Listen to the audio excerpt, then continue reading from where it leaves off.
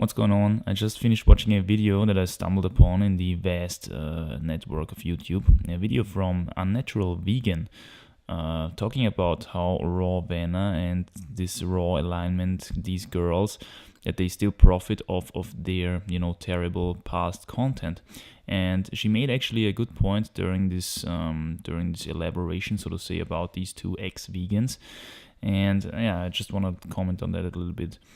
So we have here both of these, raw alignment and rawvana are huge influencers of impressionable girls. We could call it like that, I think. These are in the higher 100,000 subscriber range, these channels.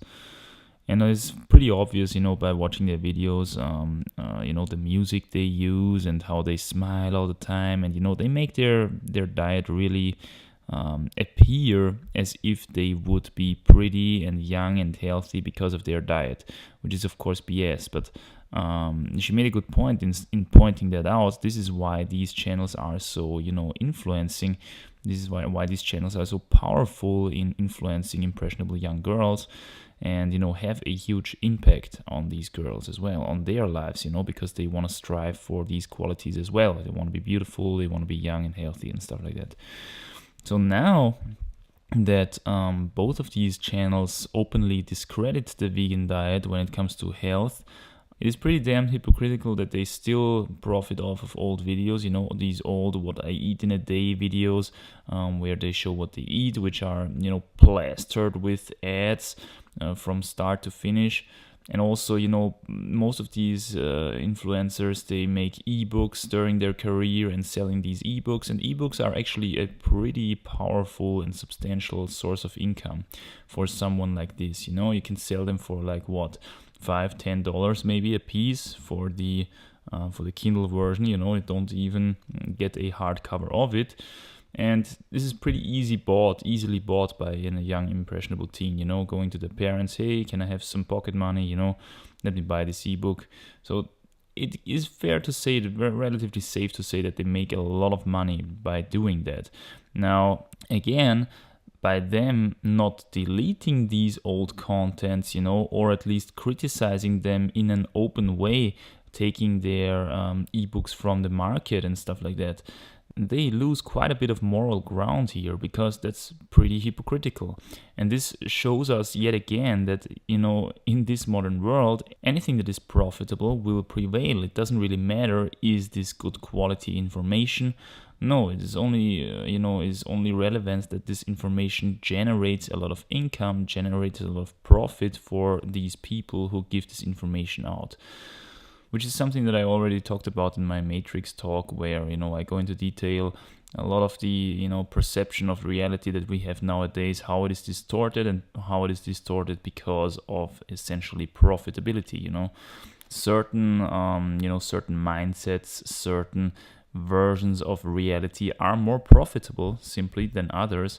And these are getting pushed onto the masses, onto the mainstream. But anyway, Unnatural Vegan goes on to saying that, calling them doing it wrong is nonsense, which is also a really good point. She's pointing out here that a lot of people in the comment section, of these quote-unquote coming out videos of them leaving veganism, a lot of them obviously, throw the you did it wrong card, you did veganism wrong card, you didn't eat the right food, and obviously they had pretty restrictive diets. A lot of them, just ate raw fruit, which is actually instinctively, a right thing to do, getting into the raw things, because all these grains, these legumes, they have these anti-nutrients, and usually the people don't feel good on them. They get digestive issues, so they get pointed towards a more and more raw diet where they don't have these issues initially, but develop, of course, other issues in the long run because they are lacking another really important part of a complete raw diet, which is raw animal products. Which, if in any case you want to try a raw diet, you have to have at least these two kingdoms present, the raw plant foods, but as well the raw animal foods, And if I would have to point out, which one are more important, I would probably point to the animal foods. But anyway, Unnatural Vegan goes on to saying that, calling them doing it wrong is nonsense, since most of these commenters won't be vegan themselves in the near future. And this is a very good point. Most people who, eat a vegan diet will not eat a vegan diet for the rest of their lives. In fact, I think most vegans quit after 2 years or something. If you're a vegan that is vegan for more than 2 years, that eats a vegan diet for more than 2 years, then you are the exception, by far. And she goes on to pointing that out. Most of these, 95% of these people commenting in the comment section saying that they did it wrong, won't be vegan in the near future themselves, which is, again, kind of hypocritical from them, to point that out. They could have, a little bit of foresight and see that these statistics really matter and that they might become a victim of these statistics as well. Very good point here. Now, we see this is a very interesting phenomenon, actually, that the mass of people who is eating a vegan diet is kind of this floating mass. Permanently new people turn vegan and join this floating mass, and on the other side, permanently people are leaving veganism, leaving the vegan diet, making this floating mass of vegans a little bit smaller. But I think it's safe to say that although these both effects, exist, people joining the vegan diet and people leaving the vegan diet, it is safe to say that the total of this floating mass is getting bigger and bigger, which is an interesting phenomenon, which is of course explainable due to advertisement. And if we follow the roots back down to where it comes from, it is again because of profitability, of course. I've talked about this previously. It is a lot easier to make profit off of fake meats than off of real meats, because to make fake meats, you only need to harvest some, soybeans or harvest some, wheat grains. And this stuff, grows, in the meantime, it grows everywhere. This is the main crops essentially of modern agriculture, which is completely ruining the planet, by the way, and also killing a lot of animals in the process. But anyway, this is the main crops of modern agriculture, and it's very profitable and easy to make calories from these goods. And to sell them, as if they were real meats, or to sell them as if they were healthy, a healthy part of a vegan, balanced, whole food, plant-based diet, this is just very profitable. We have cheap, original goods turned into something that you can sell for a relatively expensive price. If you take a look at modern supermarkets and these vegan options, usually they are not on the cheap side, And then we have, again, another, chapter of this whole thing, which is vegetable oils, the promotion of vegetable oils, which are, quote unquote, so healthy for your arteries, and they are going to keep your brain functioning via all the omega-3 fatty acids and what else. Whereas in fact these oils are extremely rancid. Most of them are produced with a fair amount of heat, because there is no option to prevent these grinding stones or grinding machines or whatever they use from heating up. And it's also a lot easier to extract oils in heat, which again is playing into the profitability factor. And this is why most of these oils are rancid and heated if you get them in your bottle. Not even claiming that these oils are healthy if they are raw, which is another point. I don't think even that these oils are healthy when they are raw, because it is completely unnatural to get such a big load of plant fats at once. The most plant fat that you should be able to get at once is maybe from consuming one avocado at at a sitting, or like 3 nuts at a sitting or something.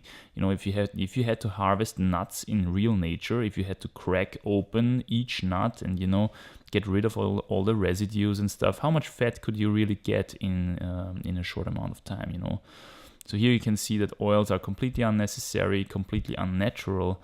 And this is yet another thing that is just pushed by the mainstream, because it's extremely cheap to produce per calorie, and replaced lard and other good animal fats that we used for cooking traditionally. So here we have advertisement and also food recommendations from the government and stuff, which keep this floating mass of people, of vegan eating people, keeps getting bigger and keeps thriving essentially. Although on the other hand, on the other side, people are permanently leaving this ship of veganism, and we see it again here, especially on social media first, because as I said previously, social media is a little bit of always one step ahead of the mainstream, which is something that is in itself really interesting, at least if you are not letting yourself being trapped in an echo chamber, by the algorithms of something like YouTube, for example.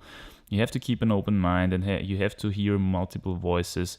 And finally, I want to talk about the implications that this has, on social tensions, because we, in the meantime, in our modern, Western civilization, the very Western and progressive cities and stuff, we have a lot of reasons to not like each other in the meantime, because of these social tensions which have been created kind of out of the blue during the last couple of decades, but are in fact unnecessary. Like, for example, feminism, which puts up women versus men, makes the family bonding harder, makes it harder for healthy relationships and stuff like that. And we have the political social tensions, which are completely unnecessary as well, because there is no political solution that we have for modern problems, which are in fact all a result of profitability, as I've talked about during my political matrix talk. We have the political tensions like right versus left, whereas in fact both of them are unnecessary because there is no political solution for our modern problems. And then we have these nutritional, social tensions, vegans versus meat eaters, which are also in fact kind of unnecessary, because again, if everybody would eat their traditional diet as it was back in the day, like 100 years ago, these tensions wouldn't have existed. So it's really interesting to see where our society develops into here in these modern Western civilizations. A lot of tension, at the same time, very little balls, to discuss these tensions, to kind of make something out of it, to kind of grow out of it, so to say. So yeah, we're living in really interesting times. That's all I'm gonna say to that. Anyway, Unnatural Vegan made a good point here. Criticizing people for doing the vegan diet is in a sense kind of hypocritical, since most of them themselves, 95%, will no longer be vegan in like 1 or 2 years or so from now. Good point here. Bye.